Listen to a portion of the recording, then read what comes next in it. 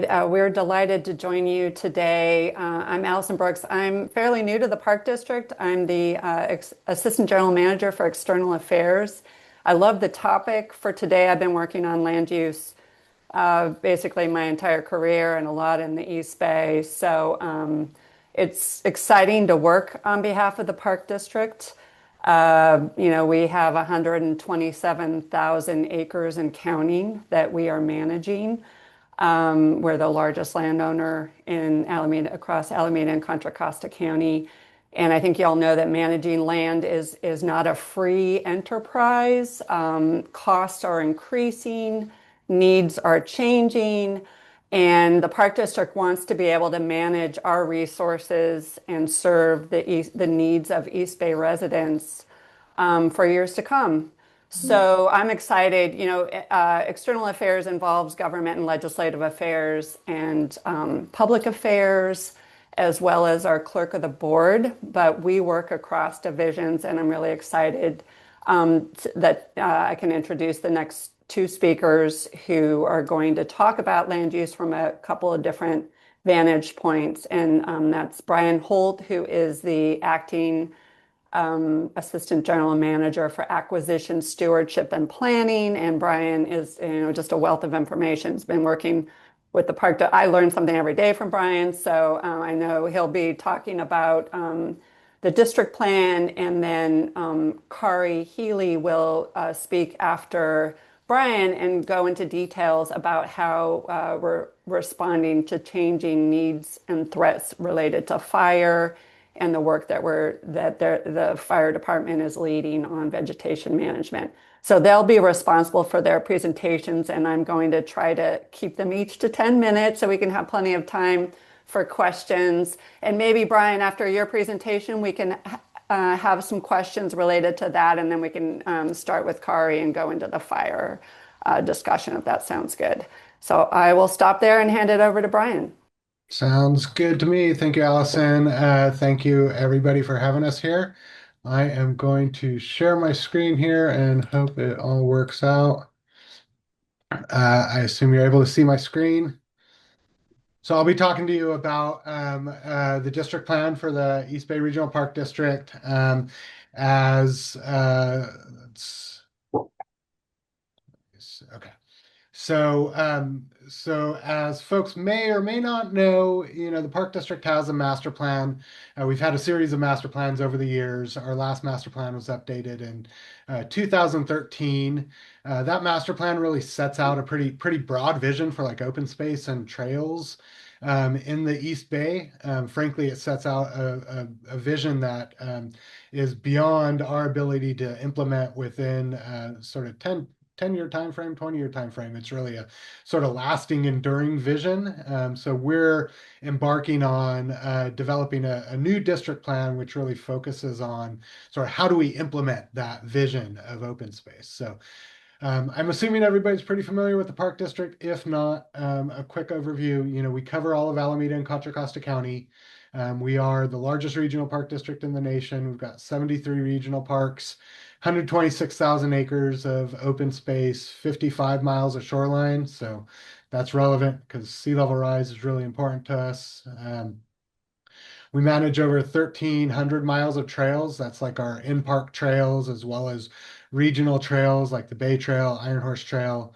And we get over 30 million annual visits. So we really work to preserve nature and provide access to nature. That's kind of the dual mandate of our agency is to protect open space and to provide access to it, to connect people with nature and to keep parks welcoming, safe, and enjoyable for all. So, like I said, that's the bread and butter of what we do is really the recreation and preservation. That's land acquisition, which is a core mission of the Park District and something that will continue to be, and always working to open up new parks and provide for ongoing operations of our existing parks. But really a lot of emerging challenges as it relates to land use. Is how is the Park District responding to climate change? and wildfire protection. And Kari will go into details on the wildfire protection, but these two issues in particular, as well as how do we provide equitable access to our parklands, um, how do we address issues like aging infrastructure? All of those sorts of issues really lead to questions on, balancing priorities, and really, making some decisions in our investments to make sure that our lands are resilient to climate change. We're protecting the communities which our lands border, and continuing to be able to provide access and protecting, the species and habitats that we're charged with protecting. So that's kind of the district plan is where this is really a strategic roadmap to identify those key priorities, really moving towards a vision of the extraordinary well-managed system of open space and parkland. We think we have a pretty extraordinary and well-managed system now, continuing that. Looking at a lot of our existing conditions and those future trends around population growth and climate change. And we're really making a strong effort to do a really extensive community outreach. So we'll go into what that looks like, but really trying to make sure that we're hearing from all of the communities that we serve here. So we did a round one survey, reaching out to all the community. We did a pretty broad outreach there, and from that we kind of developed some of these themes around equity, resiliency, fiscal sustainability, and collaboration. So there's a lot that goes into each of those, and we can go into details, but it's really about how do we address each of these as we're approaching some of these questions around climate change, um, wildfire response, providing access, habitat protection, and how we're doing in that in an equitable way, in a resilient way, how we're ensuring that we're fiscally sustainable and we're working with the communities that we serve. So this is where we're at. We've kind of developed these draft goals.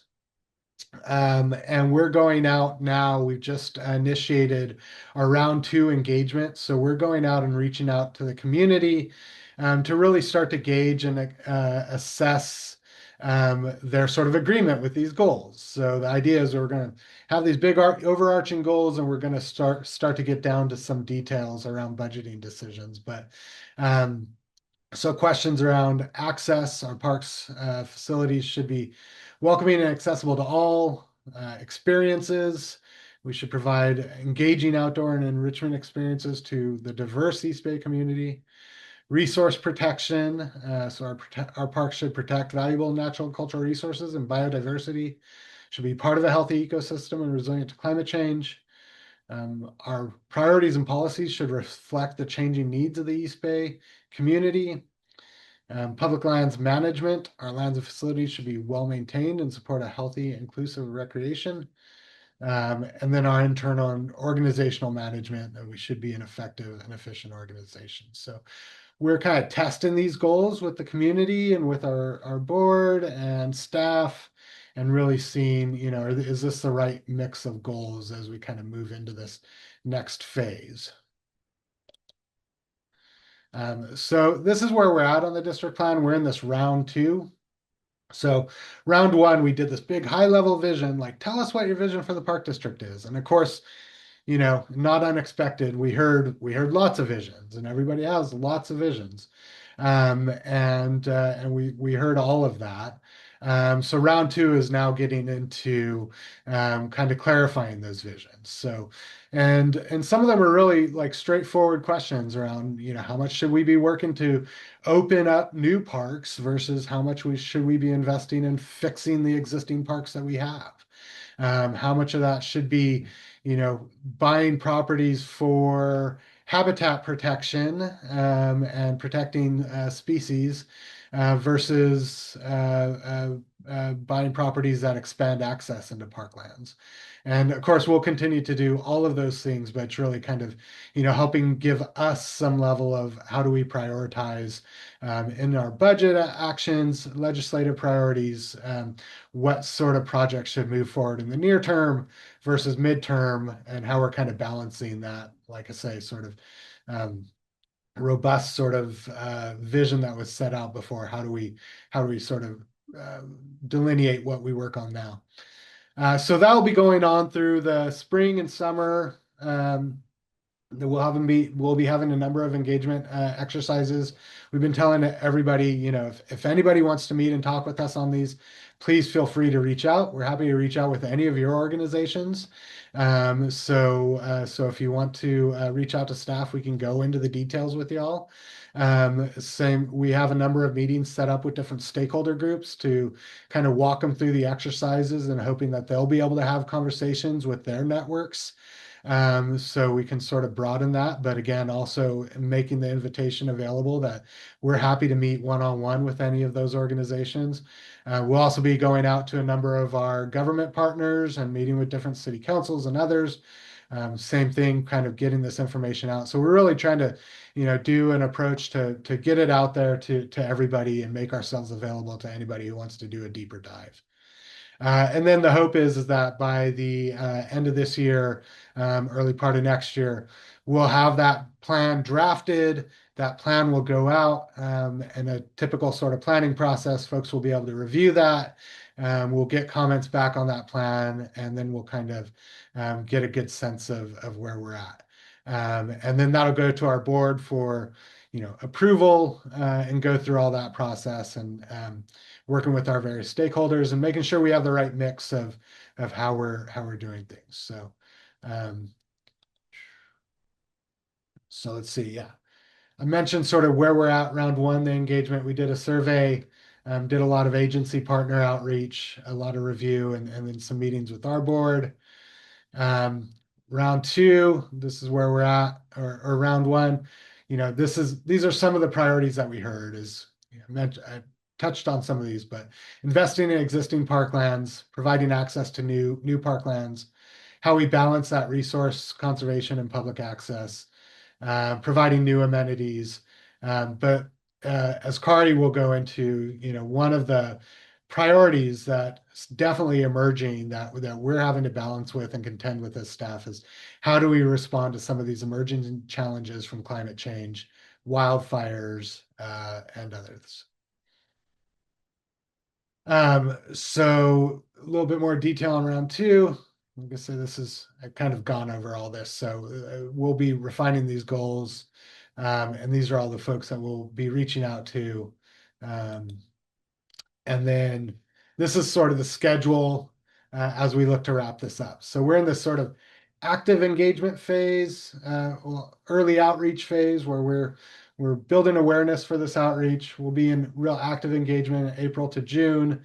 There'll be some public open houses and that sort of thing, and then reporting back. And then round three, actually drafting the plan and then having that strategic roadmap that'll help us identify things. So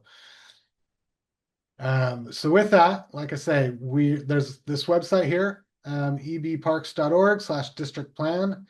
As you go on there, there's a lot of information. There's a lot of mapping resources, details about the park district. We're encouraging folks to share that. There's also the engagement exercises there.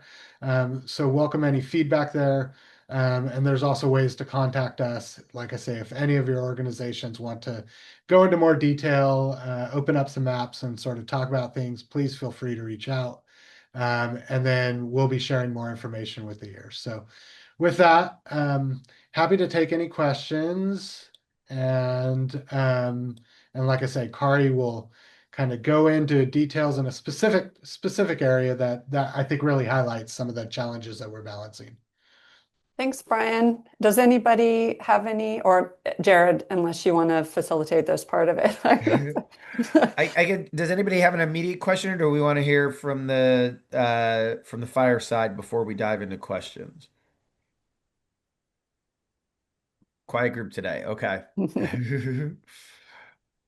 Allison, do you want to move to the Yeah, chief then? great. Yeah, sounds good. Kari, our assistant fire chief, is who's been a real leader on this topic. And Kari, you want to jump in? Yeah, good morning, everybody. Can you see my slide? Yes.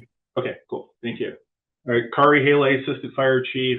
I'm in charge of the fuels unit for the fire department. I've been here roughly 24 years. Let me talk about our program we have here at the district. Second here.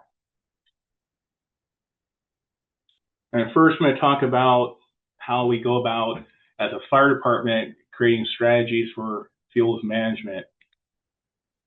The district is obviously Alameda and Contra Costa County. The fire department mostly focuses its work in our highest risk areas, which happen to be the areas that the Diablo winds travel. Diablo winds, for those who may not know, are those winds that can get up to as much as 90 miles per hour, which historically, where we had the catastrophic fires in Berkeley and Oakland. So we're concentrating in those East Bay Hills, the areas that are mostly wooded with lots of wildland. And the picture on the right shows district land, but on the left in pink, you can see our priority area.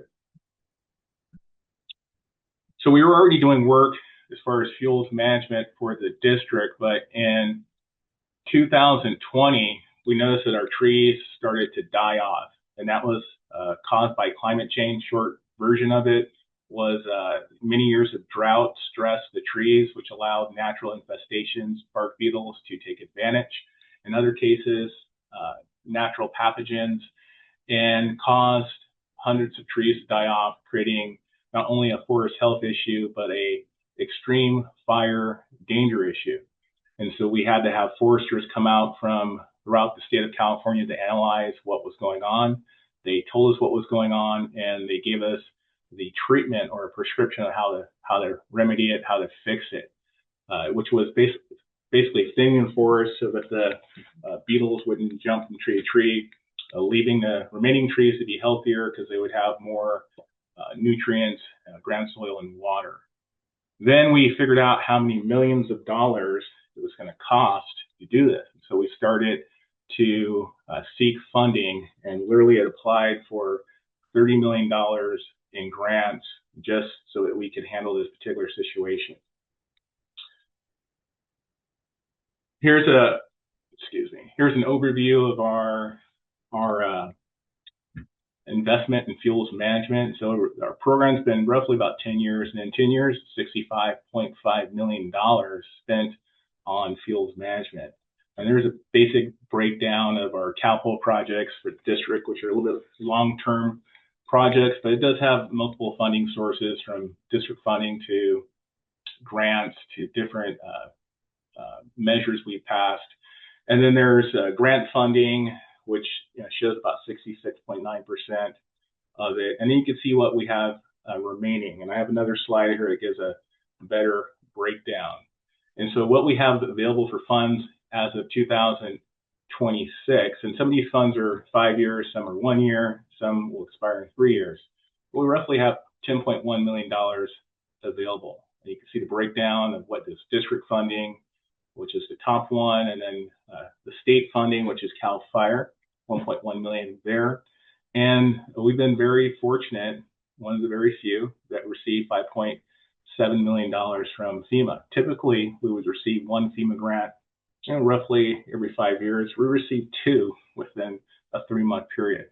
I personally think the good people at FEMA were getting the money out the door as quickly as possible.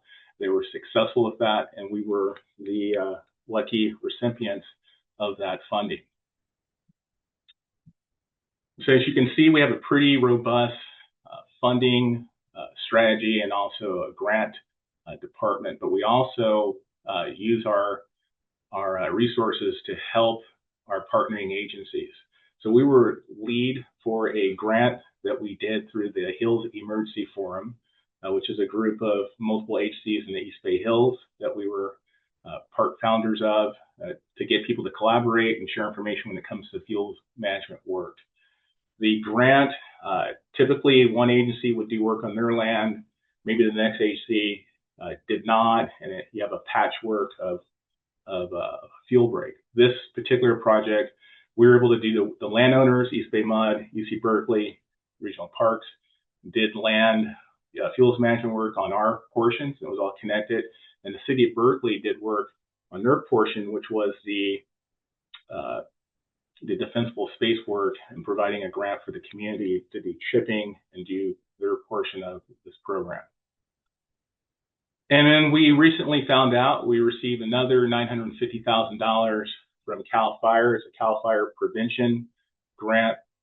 And this grant is very important to us because it's going to help us maintain or do maintenance, but basically maintain what we've already treated. Typically, you receive money for new projects, but not as much. There's not a lot of money available for maintaining it. For us, it's extremely important because you want to make sure you don't allow it to just grow back. That would be inefficient and a waste of taxpayer money. So it's important for us to get money to maintain these areas. And we were able to receive some from the state CAL FIRE grant to do so. And you can see it helps us with grazing and prescribed burning, and also mechanical equipment to help maintain those areas. And then we're fortunate we have our own fuels crew. You can see the picture of them, the Diablo hand crew. They're important as part of our program because it allows us to deploy them instantly. We can literally make a phone call and send them anywhere we need to in the district, whereas our other tools that we have available, contractors, things like that, can take some cases a couple weeks, in other cases months, depending if it's an RFP or not. And so this gives us the flexibility to be adaptive and respond quickly as needed. It's a 16-person hand crew. It's also the only position in a district where you don't even need 6 months of experience to join.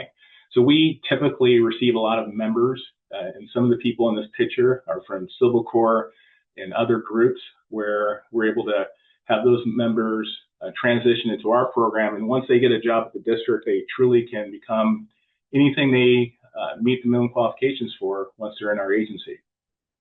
Here's another picture of them where they're doing fuel break work, picking up the eucalyptus litter that's in this forested area, and they turn it into burn piles, and we burn it to get rid of that fuel. And purpose is so that we're not trying to remove all the fuel, but just make it so that if a fire does occur, it gives us as firefighters a chance to mitigate it, to put it out. We're basically trying to create flame lengths that are under 6 feet. A little side point, anything over 8 feet, we're trained as firefighters not to engage that with our engines, and that would be something that dozers or airplanes, helicopters would mitigate. And we also have a pretty robust prescribed grazing program, and you can see our very cool goats running out of the truck there, and we have them deployed all throughout the park. And it's just another resource that allows us to maintain those light flashy fuels during the summer when most people are very concerned about wildfire. And so it's just an additional tool and allows us to leverage and get more work completed. And one of the challenges we have as a fire department, if I was a municipal chief, I'd have one objective, which is mitigating hazardous fuels. But we work for a park district, and so it's multiple objectives. Yes, we want to mitigate hazardous fuels, but we also want to enhance ecological resources and make sure that everything is in balance so we don't upset the ecosystem, because that will cause hazardous fuels. And so sometimes those strategies they compete with one another, and we have to leave fuel or habitat there so that animals or protected species have resources. But it's just one of the challenges that we have here at the Park District. And I wanted to cover some of our key achievements. So one of the biggest areas that was affected by the tree die-off was Anthony Chabot, where the Park District purchased the largest eucalyptus plantation in the Bay Area many years ago, and all the trees were dying off. And we deliberately seeked millions of dollars through grants to try to handle that and mitigate that challenge. So 2022, we did our test pilot at 80 acres, $2 million from the $1 million from the district, $1 million from the State Coastal Conservancy. In March of 2023, we received another grant for $7.5 million. That was a direct funding from the state of California. We also received a funding in 2024 in May, and those were FEMA grants, along with some direct funding from the state and district general fund money for $5.3 million. And lastly, the current funding we received from CAL FIRE, and that is $1.1 million. And total, I have a slide coming up here. I do. Later on, it shows the total, but it's been a pretty large investment in Anthony Chabot. So one of the things that we did there was doing a biochar and using this machine called a carbonizer. And we were the first ones to get permitted and use it in the Bay Area. What we learned was how much biochar and tons of fuel that we could produce in one 24-hour shift. And that allowed us to not just figure out this concept for ourselves, but for the entire region, because we were the first to get it permitted, first to use it, first to test pilot, and it was a huge success for the agency. Here's what this carbonizer looks like. It basically looks like a big back of a semi truck, and it burns and incinerates large trees and turns it into biochar, where we reuse throughout the district. And what is biochar? Biochar is a form of charcoal produced from an organic material such as wood leaves or crop waste. It can be utilized to enhance and control erosion and restore plants and manage water. We're able to take eucalyptus trees that did not have a lot of use and reuse it throughout the district into or as biochar for beneficial uses. And where are the applications? It's being used for agriculture enhancement in Ardenwood and other areas of the district, erosion control, places like Sunol and Wildcat, Oyster Bay, also restoration projects like Sibley, and throughout the district, restoration projects, and over in Martinez for water management and water filtration. Here's another snapshot of where the biochar is throughout the district. And again, we took this source of fuel that normally would have been shipped to a cogen facility, turned into energy, and we would have had a ton of semi trucks and a lot of carbon in the air. Instead, we were able to capture that carbon in the form of biochar and reutilize it on Park District land for beneficial uses. Through this project, we did a lot of tours, a lot of talking, a lot of tours, 45 tours, many different groups throughout the state of California, sharing our success and our knowledge that we've done through this project. And here's just a snapshot of innovative equipment we've been using. So again, biochar and the carbonizer on the right. And on the left, there's a picture of a cable yard. And we're doing a project right now up in the Oakland Hills. And it's such a steep slope that most people wouldn't even touch it. It'd be too expensive and there's no way to get it done. Well, one of our contractors came up with the concept of using a cable yarder, which has never been used on our land before. And it's able to cable the material out so it doesn't disturb the habitat and vegetation, and allows us to get this highly flammable material out of this area. And so it allowed us basically to get it done when we typically would not have been able to. But we push our team to be innovative and creative with figuring out how to mitigate these fuels. Here's the slide I was looking for earlier, which just shows the total investment in Anthony Chabot, which was our highest affected area from the tree mortality. This is beneficial to Oakland, Castro Valley, and San Leandro. $12.9 million invested from partners and district funding. And that's the end of my presentation, and thank you. Chief, I didn't put the timer on you. I don't know who did that. So I did it to myself because I'm going to stop sharing my screen here, but I'm a time person, and I do that to myself. Well, I'll ask the first question, and then if everybody else could think of your questions while I'll start it off. Is Chief, you talked about some innovation in your construction management for mitigation. What are you doing for early detection, use of AI, drone deployment, other things, in terms of maybe new technology and stuff? Those are great questions. We're fortunate where we're able to get funded through CAL FIRE, and it was for a grant that gives us, it does high resolution vegetation for us. So it gives us the ability to see the areas of the district that has the highest vegetation and also use that information for fire risk. Fortunately, there's lots of programs available, and they all kind of do different things. Some will produce flame length. Some will show you wind speed of if wind flows in a certain area, what you should expect. But where some of the software is not accurate is we don't know exactly where the fire is going to start, and so you're really just kind of picking and guessing these catastrophic scenarios. But what we do know is that the vegetation and where you have the highest fuel rate, that's definitely going to affect how fire burns.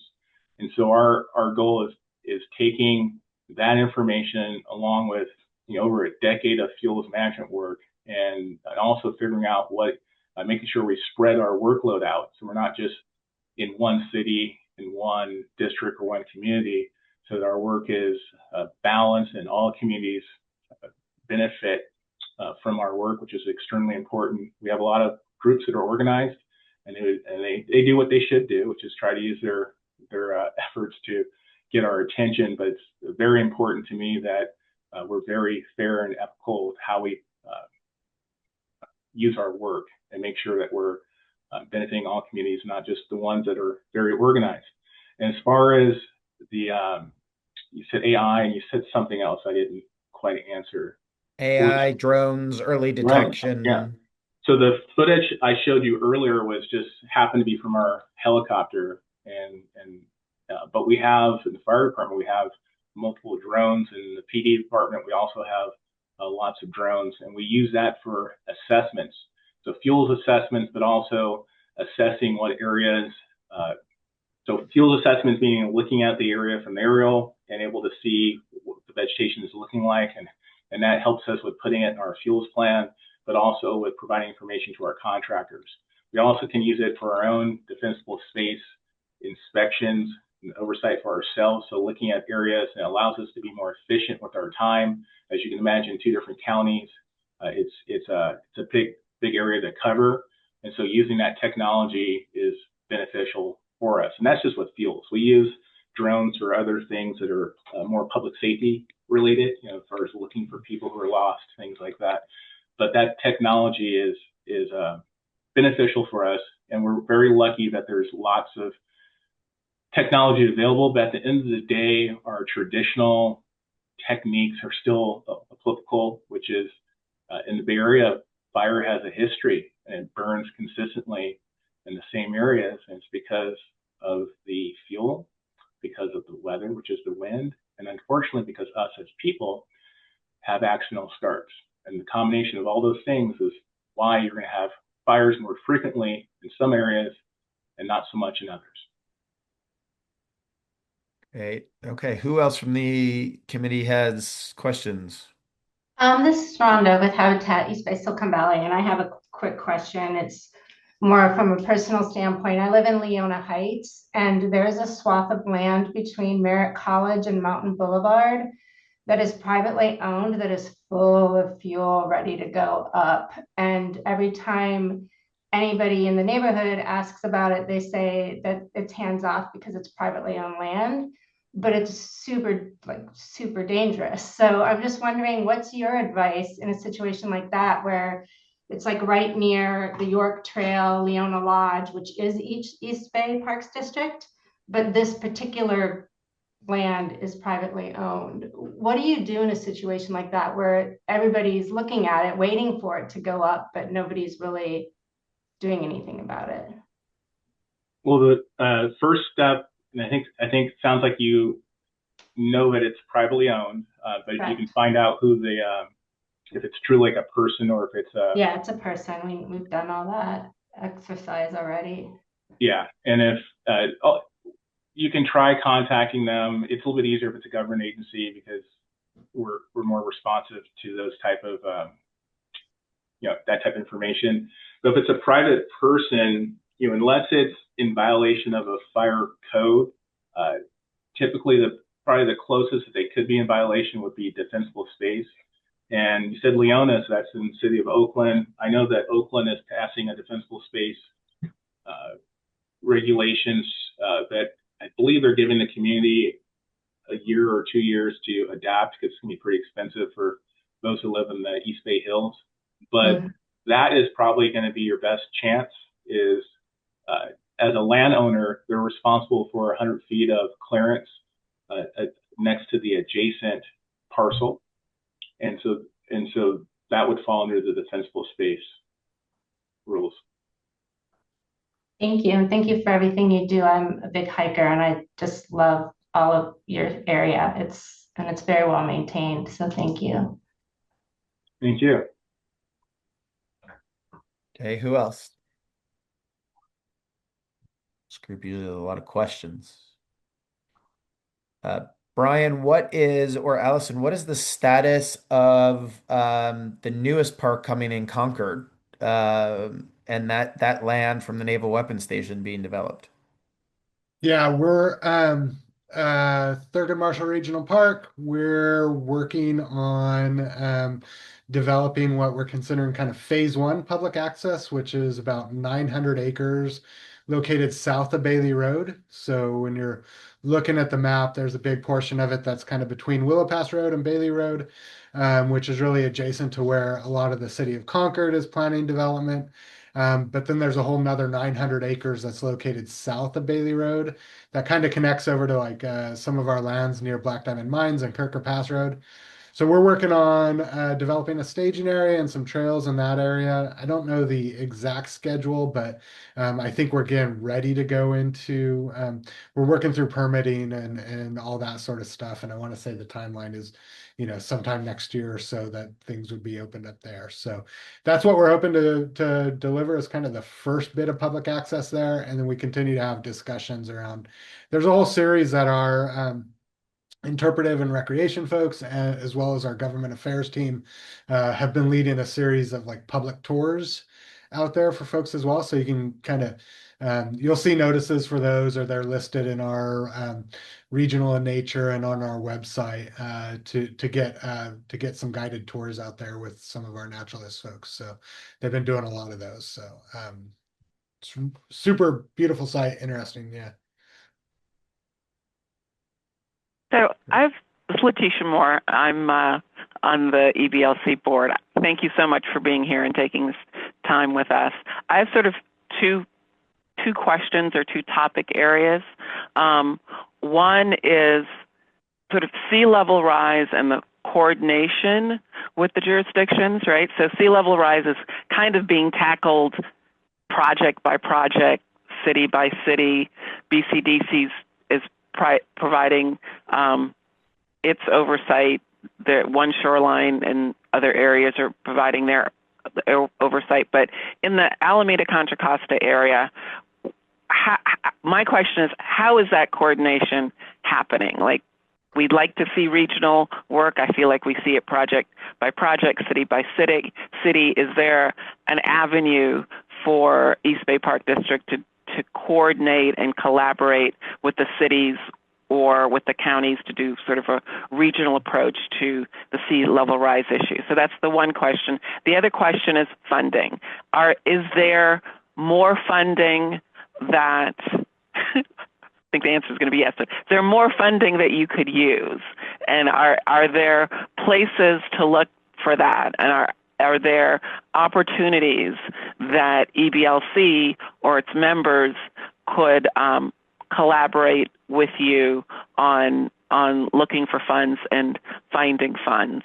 Or do you feel like that's really, there are already avenues that you're pursuing? So one, the sea level rise collaboration, and two, funding, and whether there's a place for us to participate, support, either as an organization or as an invitation to our members who may be interested for business reasons to make sure that that these issues are dealt with.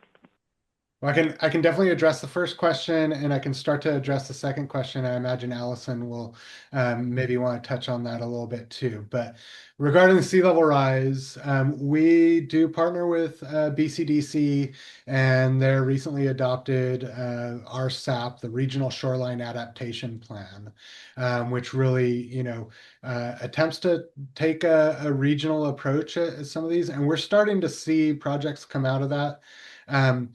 For the park district, it's interesting because you know, we're we're the we're the like the recipient of the impacts of sea level rise. We're the landowner lots of times, but oftentimes, even though folks think we own all the shoreline, really we manage a lot of the shoreline. A lot of the shoreline might be owned by other entities, so it takes a sort of intergovernmental approach no matter what. So we have been working on the Hayward Shoreline Master Plan, which is going to be a big shoreline adaptation of all the Hayward shoreline, which is a mix of ownership between the Park District, City of Hayward, Oraloma Sanitary District, a number of others. So that's providing a good model, and we're starting to see some other projects roll out similar to that. So I know there's a feasibility study going on for something like the Emeryville Crescent area, similar thing. We're the underlying landowner. Emeryville obviously has a big interest. Caltrans has a big interest. East Bay Mud has an interest. So they're starting kind of through that RSAP, the BCDC framework, pulling together these sort of interagency groups to start looking at a lot of these and identify what needs to be done and then start looking for funding. So I'm feeling more optimistic than I have in past years that there's a pretty good regional approach. And I see Allison, who has a lot of experience in this as well, coming off of mute. Well, thanks. I just think the HASPA model is a really good one, and I think it's one we need to look at around the entire shoreline, these kind of joint powers authorities, because as you probably know, Letitia and others, like sea level rise, there isn't really one entity that can solve the issue. And and I think the RSAP process is great because it acknowledges that you need multiple parties who have a vested interest in a location along the shoreline, and it's going to be different depending on which segment of shoreline that you're looking at. And that's largely why it needs to be almost like a project. And when we say project, though, we have to think about the scale that's appropriate to kind of tackle the challenge and what the land uses are along the shoreline. So I do think we're engaged in a lot of really good projects that can serve as models. Of course, that doesn't mean it's easy. And on the funding side, I would say two things on that. One, if we could streamline the permitting process, that would save a lot of money. So and we have to be careful. For us that have shoreline, that where we're essentially aligned with nature-based strategies and other types of strategies. I don't see why necessarily the Park District should be jumping through a lot of extra steps when what the kinds of projects we're putting forward are very aligned with environmental outcomes and sustainability and resilience. So I think that's an interesting place that EBLC could focus on. And I know like Buffy Wicks has been, interested in pursuing kind of regulatory, just really rethinking how we're using the regulatory environment to kind of advance projects. And then one of the things I was working on, and I just want to note it because I think that right now it might be in a little bit of a holding pattern. But one of the things I worked on with the Coastal Conservancy is to get the U.S. Army Corps of Engineers to look at how we could tackle this issue at a regional scale across the Bay shoreline. And the argument behind that is these projects, if we're going to tackle this around the entire shoreline, are hugely expensive, and we need the federal government to be a partner in these efforts and to work with the leaders at the local level and the regional level to kind of advance projects and get the federal government on board to help support the delivery of these projects in a meaningful time frame. And they're doing this in other parts of the country where through working with the Army Corps, say in Mississippi or on the eastern seaboard, where they've been able to get like $50 billion through Army Corps to kind of deliver projects. And that's a scale that I think we need to kind of focus on and how we're going to get this done in the Bay Area. And so the second part of your question was on funding, which Allison has touched on, definitely on sea level rise. Just broader funding questions, I'll say, where the park district's at. If you're familiar with us, in 2008, we passed Measure WW, which was a big acquisition bond. We've been super successful with that. We've grown by like 35,000 acres in the past 20 years or so. But I would say, we're kind of like acquisition funding heavy, and right now we need to address the operations and maintenance piece of it. And so we're starting to look at that part, and that's part of what the district plan effort is really intended to do, is start building that community support and clarifying some of the priorities to then we might have that support to go back out potentially to the voters. We're starting to talk about that, to look at a funding measure district-wide that would support our operations and maintenance, so we can activate all those spaces and continue to manage those spaces and support Kari and the fire department in terms of how we operate all these lands that we successfully acquired over the past 20 years or so. So that's something that I know there's going to be a lot of interest in talking to all of this group on support. Thanks, Brian. Yes, absolutely. And just one follow-up. Thank you very much. One follow-up on that. Are there opportunities for public-private partnerships with the Park District? We work on public-private partnerships quite a bit in terms of with the development community, in terms of receiving land, mitigation properties, some of that sort of thing. I think there's definitely a recognition that for some of these projects, I think Thurgood Marshall is a good example of where we're really interested when the development of the Concord Reuse Project moves forward, to talk about public-private partnerships in a way to advance some of the vision for that site. And I can think of a number of other properties that I think it'll probably really take a good public-private partnership to deliver really what the vision for those properties are. So I would say yes, we're at the staff level super open to that for sure. Thank you. Any other questions? I know we've got a few minutes left. This isn't a question, but just following up on what you were saying about permit streamlining, we've supported legislation that's focused on that. A lot of different pieces of legislation. I know Buffy Wicks is a great partner there. So if there's anything, like I was saying at the beginning of the meeting, any piece of legislation that you end up seeing that you think would be helpful in that realm, like we're going to do that tracking too, but I would encourage you to reach out to us. You like, even if you think that we may not end up engaging on it, like I would encourage you to still reach out, because it could be something we could end up supporting. Yeah, and I saw that Eric Fueler and Lisa Baldinger were both on the call, so they're definitely, they're part of the they lead the Govern Ledge team, so definitely, thank you. Yeah, and I'll make a plug to in the future to pay attention to the bike trails that you guys have. And I know, Brian, you were talking about things that you operate but might not necessarily own because there's lots of right of ways under there. But you guys are also routes of regional significance, particularly into mass transit like BART. And I see Bradley Dunn there and Matt Kelly from CCTA. And if you can help maybe low level light some of those trails within a mile to BART, 2 miles to BART, with other partners, that could help increase tremendously, particularly in winter months, people who are taking public transit.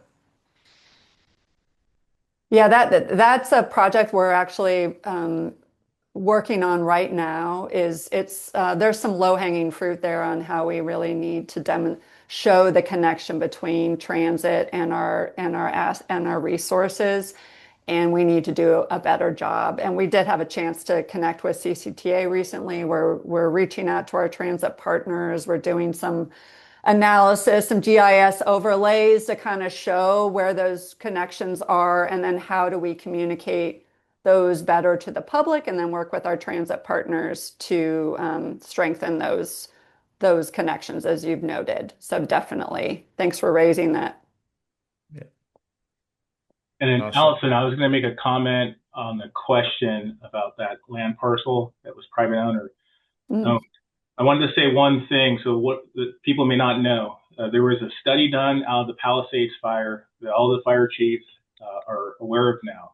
And basically, we learned a lot from that devastating fire. And the reason you see all the city fire chiefs pushing this defensible space, but more importantly, zone zero, what we learned out of the Palisades fire is that if people do their zone zero, which is 5 feet from their home, not having anything flammable within that 5 feet, as embers are flying, like what could happen from this parcel, which you're talking about, when those embers land next to your home, they don't have a chance to ignite and then create a fire to eventually burn your home down. And so the reason homes burnt down that were nowhere near vegetation is because homes were able to ignite from sparks that had flammable material close to their home. And once one structure catches on fire, then the next one does, and then it creates its own fire environment. And before you know it, the whole community is burning down.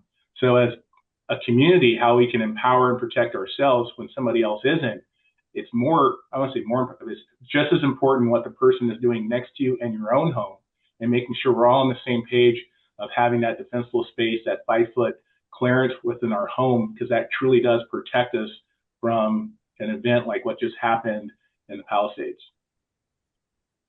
Great, thanks. Meg, any final announcements before we wrap up? Any events we should know about? I don't have anything else from me. Thank you all so much for being here. This was a really, really helpful presentation. Yeah, thanks for having us. Happy to come back anytime. Awesome. All right. Thanks. Thanks, everyone. Have a good one.